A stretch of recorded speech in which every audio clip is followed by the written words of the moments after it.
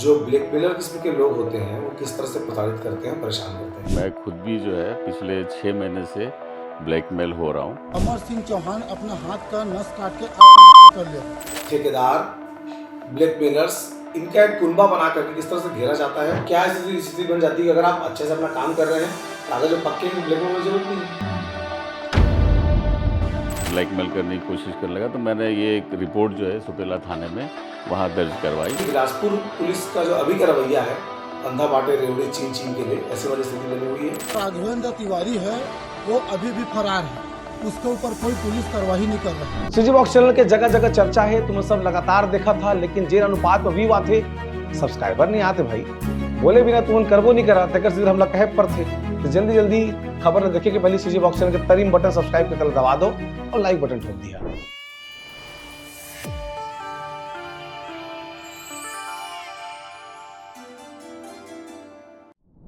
बिलासपुर नगर निगम में assistant engineer Amar Singh Chauhan की जो मौत हुई, उसने आत्महत्या कर ली।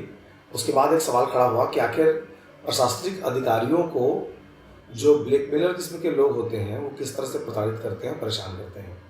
उसके परिजन लगातार इस बात को कह रहे हैं बिलासपुर में कि उनके खिलाफ एफआईआर की जानी चाहिए। जिस राघवेंद्र तिवारी ने उसे ब्लैकमेल किया था, उसका नाम लिख करके सुसाइड नोट में एक असिस्टेंट इंजीनियर मर गया, लेकिन अब तक बिलासपुर पुलिस ने एफआईआर दर्ज इसमें नहीं की है। उसी राघवेंद्र तिवारी ने एक और इंजीनियर भागीरथ वर्मा जी को परेशान किया था। वो हमारे साथ हैं, समझेंगे कि क्या टर्मिनोलॉजी क्या होती है, किस तरह से एक प्रशासनिक अधिकारी को पत्रकार, ठेकेदार, ब्लैकमेलर्स, इनका एक कुनबा बना करके किस तरह से घेरा जाता है और परेशान किया जाता है। क्योंकि समाज में जो सरकारी अधिकारी हैं, कर्मचारी हैं, उनको लेकर के एक आम धारणा ये बना दी जाती है कि वो भ्रष्ट हैं। पुलिस को लेकर के धारणा बना दी जाती है, लेकिन उनके बीच भी कुछ ऐसे लोग होते हैं जो ईमानदारी से अपना काम करना चाहते हैं, लेकिन उनको अलग अलग माध्यमों से परेशान भी किया जाता है। सर, आपको पता है उस प्रकरण के बारे में जो बिलासपुर में हुआ है? हाँ, मैंने न्यूज़पेपर में पढ़ा है उस बारे में। तो इसमें मैं ये कहना चाहूँगा कि मैं खुद भी जो है पिछले 6 महीने से ब्लैकमेल हो रहा हूँ। ये राघवेंद्र तिवारी जो है मेरे संपर्क में आया था जब मैं संचालनालय में चीफ इंजीनियर के पद पे पदस्थ था। ये बस्तर संभाग में कुछ एलईडी लाइट और हाई मास्ट लाइट का इसने काम किया था, लेकिन काम करने के दौरान घटिया सामग्री सप्लाई की और कम मात्रा में सप्लाई की, तो इसके विरुद्ध कई जांच वाँच चली और कई लोगों ने इसको काम नहीं दिया। तो इस तरह का ये काफ़ी इसको घाटा वाटा हुआ।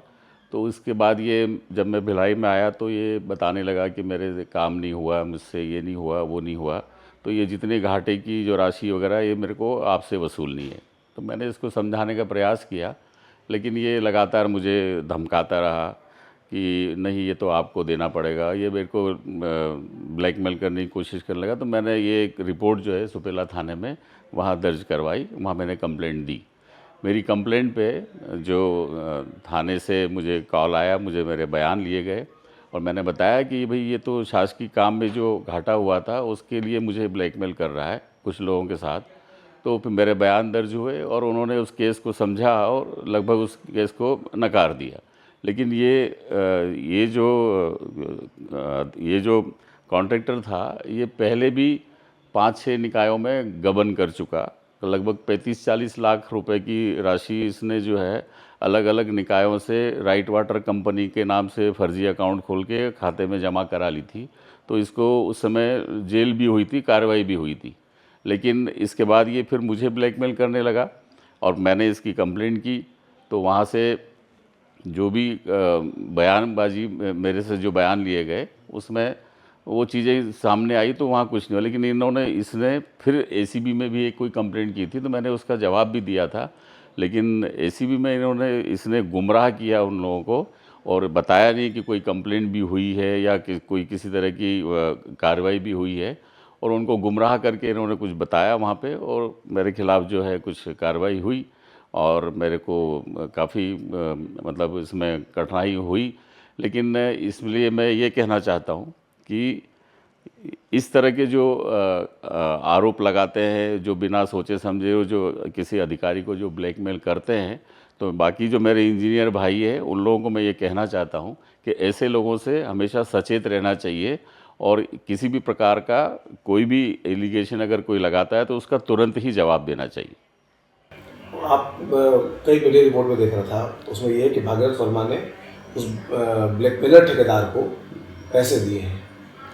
वो कुछ सामग्री वगैरह जैसे उस समय थोक के रूप में इसके कई परिचित लोग थे, तो कुछ एसी या टाइल्स के रूप में इन्होंने मुझे सामग्री दी थी, तो उसका मैंने भुगतान तत्काल भी कर दिया था। उसके पश्चात मैंने चेक के माध्यम से भी इसको पैसा दे दिया था, लेकिन ये नहीं माना और लगातार मुझे बस जो अपना घाटा हुआ था और जो शासकीय कार्य में जो घाटा हुआ वो मुझसे वसूलने के लिए हमेशा दबाव ही बनाता रहा। मैं ये समझना चाहता हूँ कि अधिकारी किसी से भी, चाहे वो पत्रकार हो या ठेकेदार हो, इनसे ब्लैकमेल होते क्यों हैं? क्या ऐसी स्थिति बन जाती है अगर आप अच्छे से अपना काम कर रहे हैं, कागज जो पक्के हैं, तो ब्लैकमेल होने की जरूरत नहीं है? हाँ, ये आपका कहना सही है, लेकिन इसमें मैं ये कहना चाहूँगा कि एक अधिकारी जो है वो काफ़ी कामों में काफ़ी व्यस्त रहता है, उसके पास कई प्रकार के काम रहते हैं, लेकिन इसी बीच ये कोई इस तरह की कोई बात आती है तो अगर शासन के संज्ञान में आती है, कोई आती है, तो एक चैप्टर खुल जाता है कि इसकी जांच शुरू कर दी जाए, ये कर दिया, तो इन चीज़ों से वो थोड़ा भय खाता है कि भाई ऐसी चीज़ें होने शुरू हो जाएगी, इसलिए वो थोड़ा बहुत कहीं सोचता है कि ये नहीं होना चाहिए, इसलिए वो इस चीज़ को अवॉइड करना चाहता है। स्ट्रेस किस लेवल का रहता है फिर अलग से जब चीज़ें आती हैं तो परिवार और तमाम चीज़ें कैसे इफेक्ट होती हैं? हाँ, ये काफ़ी मतलब कठिन परिस्थितियाँ हो जाती है अगर फिर मानवीय पहलू केवल समाज के लिए थोड़ी है, अगर कोई इंजीनियर है, कोई सीईओ है, अधिकारी है, उसका भी तो कोई मानवीय पहलू होगा। जी, जी, बिल्कुल सही है आपका कहना कि इसमें काफ़ी परेशानी होती है, परिवार वालों को भी बहुत परेशानी होती है, इतना स्ट्रेस हो जाता है कि काम का अलग बोझ रहता है और कोई अगर ब्लैकमेल करने लगता है तो उसका एक अलग स्ट्रेस आ जाता है। ऐसी स्थिति में कभी भी कोई भी किसी भी तरह की ऐसी घटना हो सकती है, तो मैं तो भविष्य के लिए सबको सचेत करना चाहूँगा कि अपना काम अच्छे से करें। कभी कोई अगर ब्लैकमेल कर रहा है तो उसकी तुरंत जो है अपने विभाग में भी सूचना दें और पुलिस में भी जाके इसकी रिपोर्ट दर्ज कराएँ। अभी आपको इस प्रकरण में क्या जांच करने के बाद जेल भेजा गया था?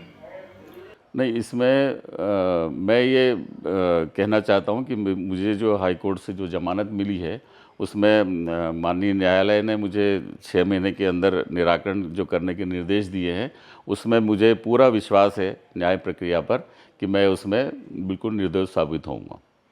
कुछ टिप्पणी की कोर्ट ने स्पेशली यही बोला है कि जो किसी एक व्यक्ति की कंप्लेंट पे ये सब चीज़ें हुई है तो उसको जल्दी से 6 महीने के अंदर ही सब कुछ निराकरण कर लिया जाए। कैसे सबूत तैयार करते हैं जब इस तरह के प्रकरण बनाते हैं? क्योंकि सब चैलेंजिंग ये होता है कि अगर ऑन पेपर कहीं पर पैसे के लेन देन नहीं है या कोई फुटेज नहीं है, कुछ नहीं है एविडेंस, तो उस कंडीशन में कैसे प्रूफ रचना करते हैं? अब उसमें क्या है कि सामने वाले के अधिकारी के पास बैठ के कि हम आपका चैट दिखा देंगे या हमने कुछ रिकॉर्डिंग कर लेते हैं और कुछ वीडियो बनाने की कोशिश करते हैं, इस तरह से उसको दबाव में लाते हैं ताकि वो स्ट्रेस में आए और इनके ब्लैकमेल के उसमें चक्कर में आ जाए। पैसा कितना मांगते थे ये लोग? अब ये एक ऐसा विषय है जो मैं कहना नहीं चाहूँगा, लेकिन भली भांति सब लोग जानते हैं। अगर जो दर्शक है उसको पता लगे ना कि ब्लैकमेलिंग में लोग कितना पैसा मांग देते हैं। अब ये लाखों रुपए की डिमांड करते हैं। छोटे हाँ, इतना मैं कहना चाहूँगा। तो फिर अभी सवाल ये है कि भाई जो बिलासपुर में इंजीनियर के साथ जो घटना हुई है, क्या परिस्थितियाँ बनती होंगी कि आदमी सुसाइड करने को मजबूर हो जाता है? देखिए, सरकारी नौकरी में अगर आदमी कार्य कर रहा है तो वो चाहता है कि नौकरी पूरे अच्छे से हो, साफ़ सुथरे उसमें हो जाए, लेकिन अब उसके ऊपर इतना दबाव आता है, काम का बोझ रहता है और वो कोई अगर उसको धमकी देता है कि मैं आपके खिलाफ़ रिपोर्ट करूंगा, आपका वीडियो बना दूंगा या आपके खिलाफ़ एसीबी में कंप्लेंट करूंगा, तो वो ऑटोमेटिकली स्ट्रेस में आता है कि एक नया चैप्टर खुल जाएगा, नए तरीके से रोज़ इधर से बुलावा आएगा, उधर से बुलावा आएगा, तो वो इस चीज़ से बचना चाहता है, वो काफ़ी स्ट्रेस में आ जाता है। तो मैं तो मेरे सभी इंजीनियर साथियों को यही निवेदन करूँगा, यही आग्रह भी करूँगा कि भविष्य में किसी भी प्रकार के दबाव में नहीं आए और सीधे सीधे थाने में और अपने विभाग को अवगत कराएं ताकि इन चीज़ों से बचा जा सके। तो बिलासपुर में जिस इंजीनियर चौहान की मृत्यु हुई, उसके सुसाइड नोट को अगर आप पढ़ेंगे उसमें बहुत मार्मिक तरीके से अपने बच्चों के बारे में और तमाम चीज़ों के बारे में स्पष्ट लिखा है। और नामजद कि जो आदमी उसे ब्लैकमेल कर रहा था, कोई राघवेंद्र तिवारी नाम का ब्लैकमेलर है, उसके संदर्भ में उसने लिखा है। लेकिन इस तरह के प्रकरणों में पुलिस कई मरतबा तत्परता दिखाते हुए तुरंत FIR दर्ज करती है, लेकिन बिलासपुर पुलिस का जो अभी का रवैया है अंधा बांटे रेवड़ी छीन छीन के ले, ऐसी वाली स्थिति बनी हुई है। सबसे पहले बैकग्राउंड पता लगाते हैं, कोई पॉलिटिकल सपोर्ट तो नहीं है, उसके बाद अगर FIR दर्ज होगा तो फिर न्याय के लोग उम्मीद कैसे करेंगे, ये अपने आप में बड़ा सवाल है। बाकी बिलासपुर पुलिस के कामकाज से आप लोग वाकिफ़ हैं, कमेंट बॉक्स में बताइए कि उस इंजीनियर के परिवार को न्याय मिलना चाहिए तो किस तरह से मिलना चाहिए।